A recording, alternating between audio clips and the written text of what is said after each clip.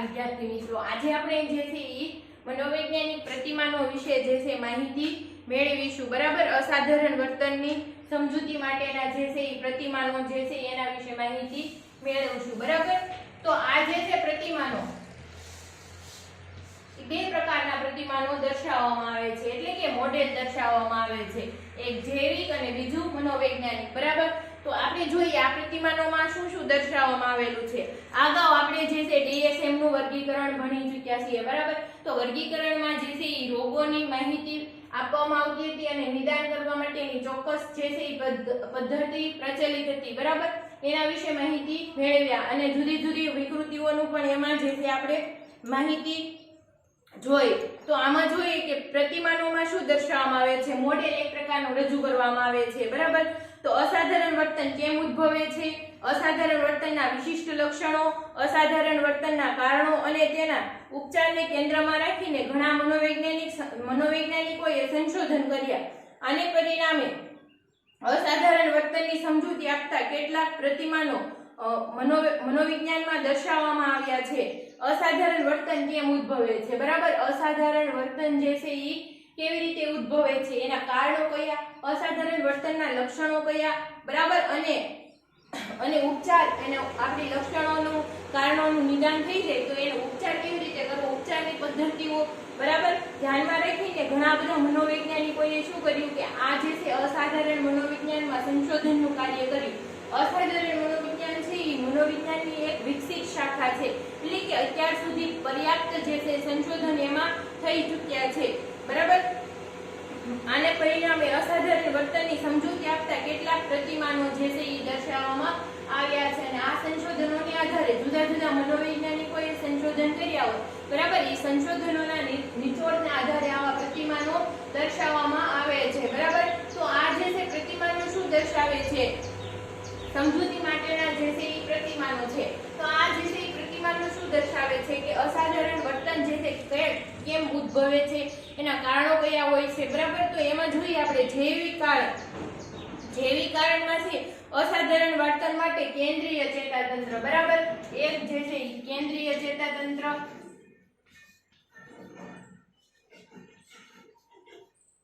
આમાં જે છે મગજ અને કરોડરજ્જુ સંકળાયેલા છે।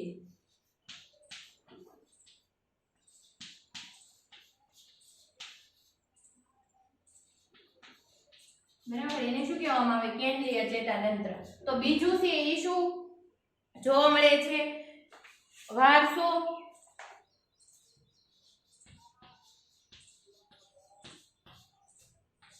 નેક્સ્ટ છે મસ્તિષ્ક વિકાર,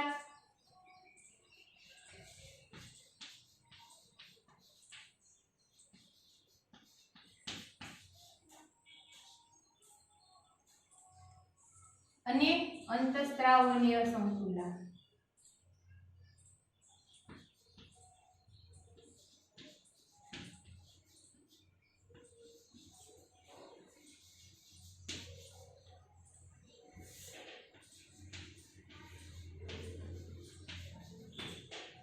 અંતઃસ્ત્રાવોની અસમતુલા, બરાબર, એટલે કે જૈવ રાસાયણિક અસમતુલા પણ કહેવામાં આવે છે। આ બધી બાબતોને આધારે જે છે અસાધારણ વર્તન ઉદ્ભવે છે એવું જે છે જૈવિક પ્રતિમાનમાં કહેવામાં આવ્યું છે। તો આની વિગતવાર સમજૂતી આપણે મેળવીએ। બરાબર, આ પ્રતિમાનને મેડિકલ પ્રતિમાન અથવા રોગ પ્રતિમાન તરીકે પણ ઓળખવામાં આવે છે। કયા નામે ઓળખવામાં આવે, મેડિકલ પ્રતિમાન અથવા રોગ પ્રતિમાન તરીકે પણ ઓળખવામાં આવે છે। બરાબર, કેમ કે આમાં જે છે મોટા ભાગે શારીરિક બાબતો અથવા આધારોને આધારે આપણામાં જે છે માનસિક વિકૃતિઓ ઉત્પન્ન થતી હોય, બરાબર, જે લોકોમાં, એટલે એના માટે એને મેડિકલ પ્રતિમાન અથવા રોગ પ્રતિમાન તરીકે પણ ઓળખવામાં આવે છે અને આમાં જેટલી વિકૃતિઓનો સમાવેશ થતો હોય એનું ચોક્કસ નિદાન થઈ શકે છે, કેમ કે એનો આધાર છે શારીરિક બાબતો પર રહેલો છે। બરાબર, આ બધી બાબતો જે છે એના અંગે સંશોધન થઈ શકે છે અને વૈજ્ઞાનિક ચોક્કસ માહિતી પ્રાપ્ત થઈ શકે છે નિદાનને આધારે, જુદા જુદા રિપોર્ટ્સના આધારે। બરાબર, તો એમાં જોઈએ કેન્દ્રીય ચેતાતંત્ર, બરાબર. તો પહેલું જોઈએ આપણે કેન્દ્રીય ચેતાતંત્રની પ્રબળતા અને સામાન્ય કાર્યક્ષમતા વ્યક્તિના વર્તનને અસર કરે છે. કેન્દ્રીય ચેતાતંત્રની પ્રબળતા અને સામાન્ય જે અસરકારકતા હોય વ્યક્તિના ચેતાતંત્રને અથવા તો વ્યક્તિના વર્તનને આ ચેતાતંત્ર અસર કરતું હોય, કેમ કે એમાં જે છે મગજ અને કરોડરજ્જુ સંકળાયેલા છે. એટલે કે આપણી જે જ્ઞાનેન્દ્રિયો દ્વારા, આપણે 5 જ્ઞાનેન્દ્રિયો દ્વારા સંદેશો ક્યાં પહોંચે છે? જુદા જુદા ચેતાતંતુઓ દ્વારા ચેતાપ્રવાહ મારફતે મગજમાં પહોંચે છે, બરાબર. એટલે એના માટે છે આ કેન્દ્રીય ચેતાતંત્ર અગત્યની ભૂમિકા ભજવે છે, એટલે આપણા વર્તનને અસર કરે છે. એટલે કે આપણે કોઈ પણ વસ્તુ જોઈએ તો એનું પ્રત્યક્ષીકરણ થઈને અર્થઘટન સ્વરૂપે જે છે આપણે પ્રતિક્રિયા આપીએ છીએ. કેન્દ્રીય ચેતાતંત્રમાં મગજ અને કરોડરજ્જુનો સમાવેશ થાય છે. આપણી દરેક બોધાત્મક, જ્ઞાનાત્મક અને માનસિક ક્રિયાઓનો આધાર મગજ છે. આપણી દરેક જે છે બોધાત્મક, માનસિક અને જે ક્રિયાઓ હોય, બરાબર, એનો બધો આધાર જે છે એ મગજ ઉપર રહેલો છે. કેમ કે મગજમાં જે છે જે તે જ્ઞાનેન્દ્રિયો માટે કોઈ પણ સંદેશાનું અર્થઘટન કરવું અને સંદેશો પાછો મોકલાવો અને જે છે આનું હેન્ડલિંગ જે છે સંચાલન અહીંયાથી થાય આપણે સમગ્ર શરીરનું, બરાબર. એટલે મગજ ઉપર આધાર રહેલો છે. મગજમાં ગંભીર ઈજા થાય તો અસાધારણ વર્તન ઉત્પન્ન થઈ શકે છે. જો મગજમાં ગંભીર ઈજા થાય તો અસાધારણ વર્તન ઉત્પન્ન થઈ શકે છે. દાખલા તરીકે આપણે જોઈ આપણું મગજ છે, બરાબર. મગજમાંથી જુદા જુદા કેન્દ્રો આવેલા હોય અને આ કેન્દ્રો જે છે એકબીજા સાથે સંકળાયેલા જોવા મળતા હોય, બરાબર.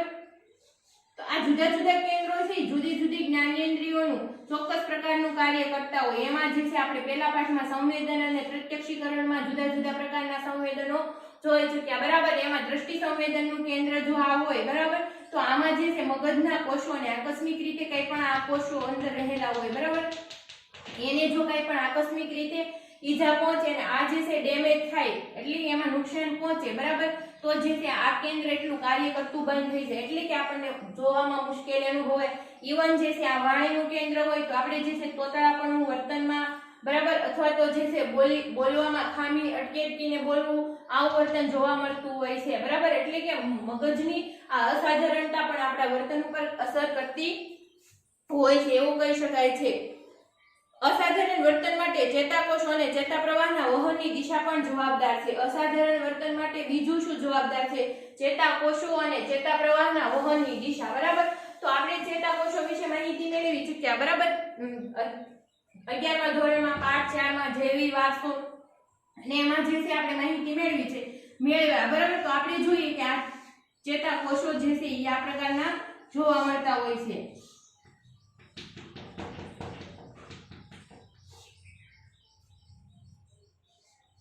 કોષ કેન્દ્ર, આ જે છે પદાર્થો કોષ રસ તરીકે ઓળખવામાં આવે છે, બરાબર. તરલ સ્વરૂપે જો હોય છે.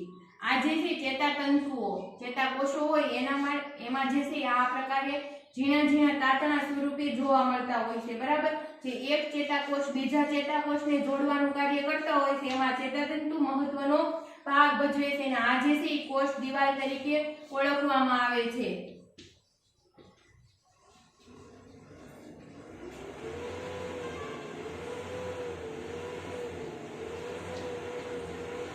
આ ચેતાતંતુ, બરાબર. તો આવી રીતે જે છે અહીંથી બીજો ચેતાકોષ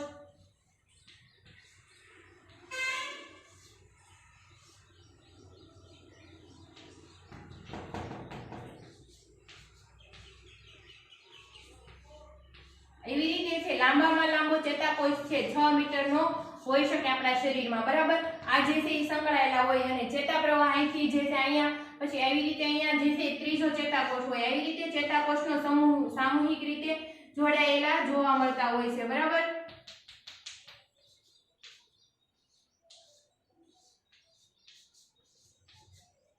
એટલે એકના છેડે બીજો આવી રીતે જે છે એ ચેતાકોષોનું શું હોય છે? એક પ્રકારની સાંકળ હોય છે, બરાબર. તો અસાધારણ વર્તન માટે આ પણ જવાબદાર બને છે ચેતાકોષ અને ચેતાપ્રવાહના વહનની દિશા, બરાબર. સામાન્ય રીતે સામાન્ય રીતે એક ચેતાકોષમાંથી ચેતાપ્રવાહ બીજા ચેતાકોષમાં વહે છે. સામાન્ય રીતે શું થાય કે ચેતાપ્રવાહ જે છે એક ચેતાકોષમાંથી બીજા ચેતાકોષમાં જતો હોય, બરાબર. દાખલા તરીકે અહીંયા જે છે આપણે દ્રષ્ટિ, અહીંયા જે છે આપણને કઈ વસ્તુ જોવા મળી, આ છે વૃક્ષ જોવા મળ્યું, બરાબર. તો આપણે જે છે આંખ દ્વારા એને જોયું, બરાબર. એટલે આંખ દ્વારા છે અહીંયા જે છે જુદા જુદા ચેતાકોષો હોય, દ્રષ્ટિ સંવેદનના કેન્દ્રો હોય, બરાબર. એના મારફતે જે છે મગજ સુધી સંદેશો પહોંચાડવો હોય. આ જે છે મગજ છે, બરાબર. તો મગજ સુધી આપણે સંદેશો પહોંચાડવો હોય.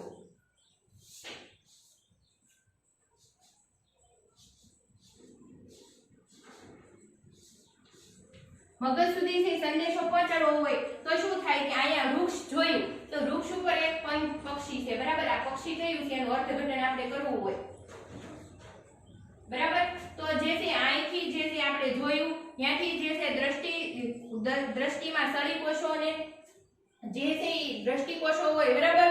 તો આ જે છે એ શું થાય, ઉત્તેજિત થાય, અને ઉત્તેજિત થઈ એટલે ચેતાપ્રવાહને ગતિ મળે. એટલે ચેતાપ્રવાહ જે છે અહીંયાથી એક ચેતાકોષમાંથી બીજા ચેતાકોષમાં, બીજા ચેતાકોષમાંથી ત્રીજા ચેતાકોષમાં, ત્રીજા ચેતાકોષમાંથી એવી રીતે જે છે મગજ સુધી પહોંચે. જ્યાં એનું દ્રષ્ટિ કેન્દ્ર આવેલું હોય ત્યાં સુધી સંદેશો પહોંચે. તો આપણને ખબર પડે કે આ વૃક્ષ ઉપર બેઠેલું પક્ષી જે છે એ ચકલી છે, બરાબર, અથવા તો કાગડો છે, અથવા આપણને જે તે પક્ષીઓનું જે છે અર્થઘટન થાય અને આપણે એના વિશે માહિતી મેળવી શકીએ. આ જે છે ચેતાપ્રવાહની દિશા છે એક સાકળ સ્વરૂપે, બરાબર.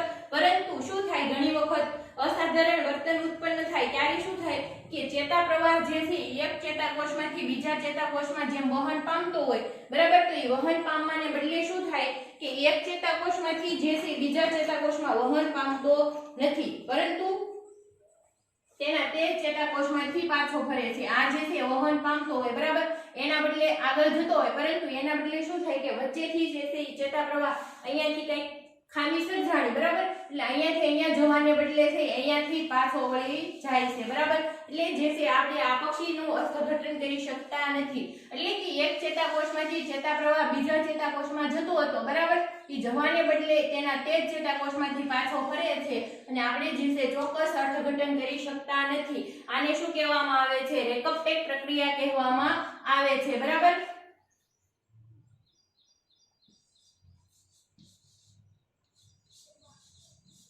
આ જે છે પ્રક્રિયાને રેકપ્ટેક પ્રક્રિયા તરીકે ઓળખવામાં આવે છે કે ચેતાપ્રવાહ એક ચેતાકોષમાંથી બીજા ચેતાકોષમાં જવાને બદલે તેના તે જ ચેતાકોષમાં પાછો ફરે છે, બરાબર. આ પ્રક્રિયાને રેકપ્ટેક પ્રક્રિયા કહેવામાં આવે છે અને રેકપ્ટેક પ્રક્રિયાને કારણે અસાધારણ વર્તન ઉદ્ભવે છે, જેમાં આપણે જે છે આ ચોક્કસ પક્ષી કયું છે એનું અર્થઘટન આપણે કરી શકતા નથી, બરાબર. આ એક સામાન્ય ઉદાહરણ હતું. તો આમાં જે છે એવું ઘણું બધું જોવા મળતું હોય કે જુદા જુદા જે છે ઈ ખામી સર્જાતી હોય, એમ જે છે ઈ અલગ અલગ અર્થઘટનમાં આપણને મુશ્કેલી અનુભવાતા હોય. પરિણામે અસાધારણ વર્તન ઉત્પન્ન થતું જોવા મળે છે. અસાધારણ વર્તન માટે કેટલાક અંશે વારસો પણ જવાબદાર છે. હવે આપણે જોઈએ વારસો, બરાબર. વારસામાં માટે અસાધારણ વર્તન માટે વારસો કેવી રીતે ભાગ ભજવે છે, તો આપણને જે છે ઈ માતા પિતા દ્વારા મળતા જનીન તત્વો વારસાનું વહન કરે છે. તો એમાં જે છે આપણને માતા પિતા દ્વારા જે છે 23 જોડ, બરાબર, 23 જોડ, કુલ કેટલા 46 રંગસૂત્રો જે છે આપણને મળે છે જનીન તત્વો, બરાબર. તો આ જે છે ચેતાપ્રવાહ એમાં જે છે શું થાય કે વારસો જે છે આના માટે જવાબદાર છે. તો જનીન તત્વો વારસાનું વહન કરે છે, બરાબર. જનીન તત્વો છે વારસાનું વહન કરતા હોય છે.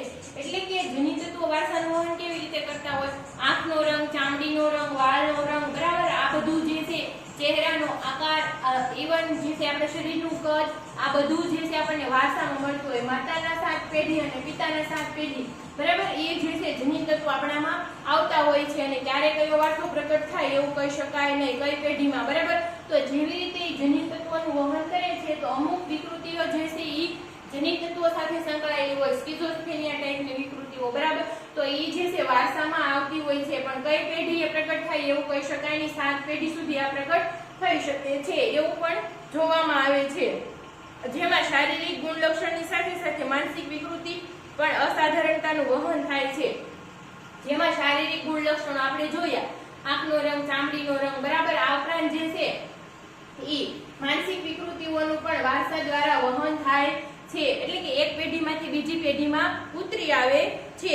તો એમાં જે છે અભ્યાસો થયેલા છે, એ અભ્યાસો દર્શાવે છે કે નીલ અને અલ્ટામનન્સ નામના વૈજ્ઞાનિકે કરેલા અભ્યાસો દર્શાવે છે કે સ્કિઝોફ્રેનિયા છિન્ન મનોવિકૃતિ એ વારસાગત જોવા મળતી વર્તન વિકૃતિ છે, બરાબર. છિન્ન મનોવિકૃતિ એટલે કે સ્કિઝોફ્રેનિયામાં દર્દીનું વર્તન જે છે એકદમ અસાધારણ પ્રકારનું જોવા મળતું હોય છે, બરાબર. જેને આપણે સામાન્ય ભાષામાં ગાંડા તરીકે ઓળખતા હોઈએ છીએ, આ પ્રકારનું વર્તન જોવા મળે છે.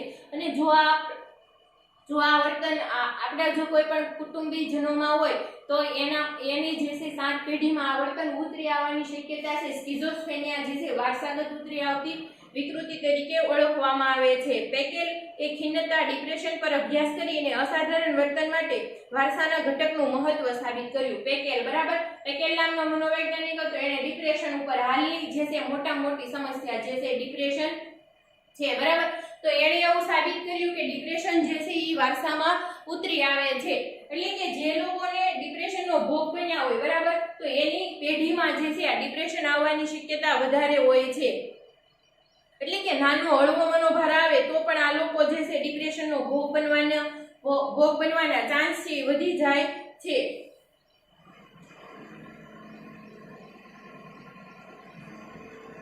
આ ઉપરાંત મનોદુર્બળતા વારસાગત જોવા મળતી માનસિક અક્ષમતા છે. મનોદુર્બળતા અંગે આપણે જોઈ, બરાબર, કે જેનો બુદ્ધિઆંક જે છે 20 કે 20 થી નીચે હોય, આમ તો 70 થી નીચે હોય, એ લોકોને મનોદુર્બળતાનો ભોગ બનેલો કે પણ તીવ્ર મનોદુર્બળતા જે છે 20 થી નીચે મનોદુર્બળતા બુદ્ધિઆંક ધરાવતો હોય, બરાબર. આ લોકો જે છે તીવ્ર મનોદુર્બળતાનો ભોગ બનેલા હોય, તો આ પણ એક વારસાગત વિકૃતિ તરીકે ઓળખવામાં આવે છે. કોલમેને કરેલા અભ્યાસો દર્શાવે છે કે માતા પિતા માં અસાધારણ વર્તન કે વિકૃતિ હોય તો લોહીની સગાઈની દ્રષ્ટિએ વારસાનું સામ્ય ધરાવતા વારસાનું સામ્ય વધતા રોગ થવાની સંભાવના પણ વધતી જાય છે.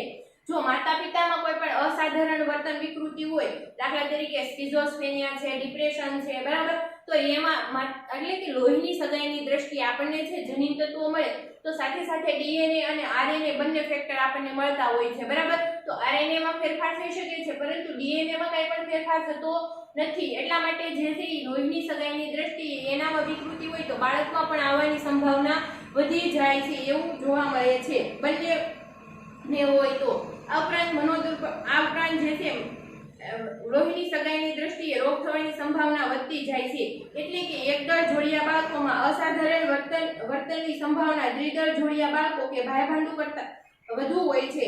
એકદળ જોડિયા બાળકો અને દ્વિદળ જોડિયા બાળકો, બરાબર. તો એકદળ જોડિયા બાળકો કોને કહેવાય કે જ્યારે ગર્ભાવસ્થા દરમિયાન, બરાબર, તો એમાં જે છે ગર્ભમાં રહેલા બંને બાળક જે છે છોકરો હોય, બરાબર, બંને છોકરો હોય. જ્યારે જોડિયા બાળકના કિસ્સા હોય ત્યારે, બરાબર, ગર્ભમાં રહેલા બંને બાળકો જે છે એની જાતિ છોકરા તરીકેની હોય અથવા તો છોકરી તરીકેની હોય, બરાબર, બંનેની જાતિ સેમ હોય, બરાબર, તો જે છે એકદળ જોડિયા બાળકો કહેવાય. પરંતુ જોડિયા બાળકોની દ્રષ્ટિએ ગર્ભમાં રહેલા જે છે બંને બાળકો, બરાબર, તો એમાંથી એક છોકરો હોય અથવા તો એક છોકરી હોય, બરાબર, એટલે કે બંનેની લિંગ જે છે અલગ અલગ જોવા મળતી હોય તો જે છે એને દ્વિદળ જોડિયા બાળકો કહેવાય. તો એકદળ જોડિયા બાળકોમાં જે છે વર્તન વિકૃતિ આવવાની સંભાવના વધી જાય જ્યારે જે છે માતા પિતામાં વર્તન વિકૃતિ હોય તો, બરાબર, એટલે કે જો એક બાળકને જે છે ડિપ્રેશન થયું હોય તો જે છે બીજા બાળકને ડિપ્રેશન થવાની સંભાવના જે છે 95.7% જેટલી વધી જાય છે. આની કમ્પેરિઝનમાં ભાઈ ભાંડુ હોય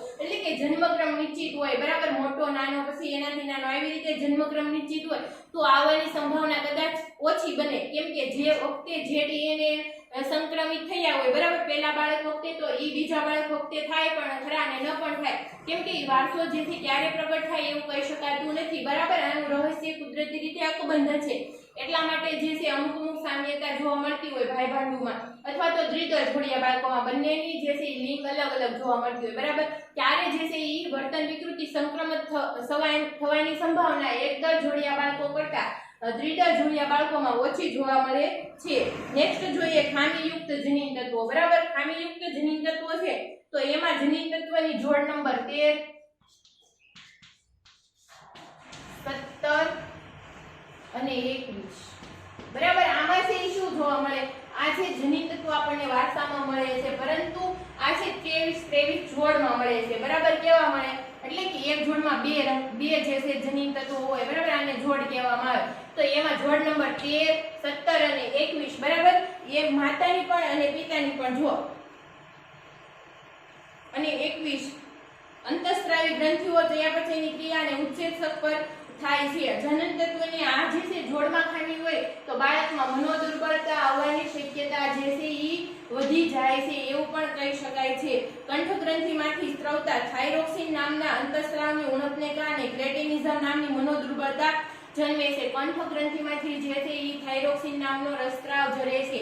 આ પણ આપણે જે છે ઈ 11માં ચોથા પાઠમાં જોઈ ચૂક્યા છીએ. બરાબર. જુદી જુદી છે અંતઃસ્ત્રાવી ગ્રંથિઓ અને ગ્રંથિઓમાંથી કયા સ્ત્રાવ સ્ત્રવે છે અને એની અસર આપણા વર્તન પર શું થાય છે. તો એમાં છે ઈ કંઠ ગ્રંથિમાંથી થાઇરોક્સિન નામનો જે છે સ્ત્રાવ ઝરે તો એના પરિણામે જે જો એની ઉણપ હોય તો ક્રેટિનિઝમ નામની મનોવિકૃતિ થાય છે. ગર્ભાવસ્થા દરમિયાન જે છે ઈ માતા આલ્કોહોલિક હોય, વ્યસની હોય અથવા તો કુપોષણનો ભોગ બનેલી હોય તો ઈ દરમિયાન જે છે પૂરતું પોષણ ન મળ્યું હોય તો એના કારણે જે છે ઈ આયોડિનની એવી ઉણપ સર્જાતી હોય. બરાબર. તો છે થાઇરોક્સિન નામનો સ્ત્રાવની ઉણપ સર્જાય છે. બરાબર છે. ખાવામાં જે છે પૂરતું યોગ્ય પ્રમાણમાં પોષણયુક્ત આહાર ન મળ્યો હોય ગર્ભાવસ્થા દરમિયાન તો જે છે થાઇરોક્સિન નામનો જે છે સ્ત્રાવની ઉણપ અને સર્જાય છે. એના પરિણામે બાળકમાં જે છે ક્રેટિનિઝમ એટલે કે કેટોનની આપણે જે વિકૃતિ જોઈ હતી. બરાબર. તો એમાં શું જોઈએ કે હાથ પગ જે છે પાતળા અને પેટ અને માથાનો આકાર જે છે મોટો, ચહેરાનો આકાર મોટો, બરાબર, આંખોનો આકાર મોટો, વિચિત્ર, નાકનો આકાર પણ જે છે વિચિત્ર જોવા મળે છે. ક્રેટિનિઝમ નામની જે છે મનોવિકૃતિ મનોદુર્બળતા જન્મે છે. આવેગ સમયની પ્રતિક્રિયાઓ માટે જવાબદાર એવી એડ્રિનલ ગ્રંથિના સ્ત્રાવની અસાધારણતાને કારણે કેટલીક મનોવિકૃતિઓ જન્મે છે. બરાબર. એડ્રિનલ ગ્રંથિ જે છે આવેગ સમયે ઉત્તેજિત થાય ને એમાંથી સિરોટેનિન નામનો જે છે રસસ્ત્રાવ ઉદ્ભવે તો એના પરિણામે પણ જે છે એ અનેક મનોદુર્બળતા અથવા તો મનોવિકૃતિઓ જન્મે છે. જેની હાજરી માત્રથી શરીરમાં ચાલતી રાસાયણિક પ્રક્રિયાઓ ઝડપી બને છે તેવા ઉત્સેચકો જો ખામીયુક્ત હોય તો તેની નિષેધક અસર ચયાપચયની ક્રિયા, શરીરના કોષોના સર્જન અને તેમાં થતી ઘસારાની પ્રક્રિયા પર થાય છે. જો ઉત્સેચકોનું કાર્ય શું છે કે આપણા શરીરમાં જે રાસાયણિક પ્રક્રિયા હોય એને ઉત્તેજિત બનાવે છે. બરાબર. દાખલા તરીકે આપણને દ્રષ્ટિ સંવેદન થયું તો એ જે છે ઈ ન્યા જે છે રહેલા કોષો ઉત્તેજાય તો આ ઉત્સેચકને આધારે થાય છે. બરાબર. આ પ્રક્રિયા તો એનો આભારી આ કોષોમાં જે છે કંઈ પણ ઘસારો થાય એટલે કે એમાં એની અસર સીધી ચયાપચયની ક્રિયા પર થાય. કોષોનો ઘસારો થતો હોય એનો નાશ થવો અને નવા કોષોનું સર્જન કરવું. બરાબર. તો ચયાપચયની ક્રિયા ઉપર એટલે કે મેટાબોલિઝમ સિસ્ટમ ઉપર અસર પહોંચાડે છે અને નિષેધક અસરને કારણે ઘણી બધી મનોવિકૃતિઓ જોવા મળે છે. મગજમાં ચાલતી ચયાપચયની પ્રક્રિયામાં અવરોધ આવતા આંચકી, ફેનિલપ્યુરિક એડોગ્રાફિયા નામની મનોદુર્બળતા જોવા મળે છે. મગજમાં ચાલતી જે ચયાપચયની ક્રિયાઓ એટલે કે કોષોનું સર્જન અને વિસર્જન. બરાબર. તો એના કારણે જે છે એ આંચકી આવવી. બરાબર. આંચકી આવે એટલે શરીર કેવું થઈ જાય? એકદમ અક્કડ થઈ જાય, હાથ પગમાં ખેંચાણ ઉત્પન્ન થાય, આંખોના ડોળા ઉપર ચડી જાય, મોઢું જે છે એ ક્યારેક ખુલ્લું રહી જાય અથવા તો એ મોઢામાં મૂકેલી કઈ પણ વસ્તુ હોય તૂટી જાય. બરાબર. એટલે હૃદય જે છે ખેંચાણ આવે છે, મોઢામાંથી ફીણ નીકળી જાય. આ બધું જે છે આંચકીના લક્ષણો છે. તો આ જે ચયાપચય મગજમાં જે ચયાપચયની ક્રિયા થતી હોય એના ઉપર આધાર રાખે છે એટલે કે કોષોનો વધારે પડતો ઘસારો જોવા મળે છે.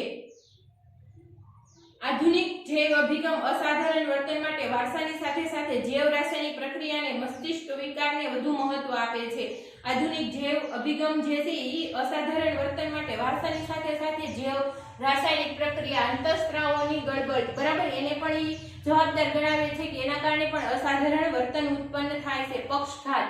બરાબર. જે પેરાલિસિસ આપણે કહી છે. બરાબર. એ પક્ષઘાત જે છે એ આવા જે છે અંતઃસ્ત્રાવોની ગડબડને લીધે ઉત્પન્ન થાય છે.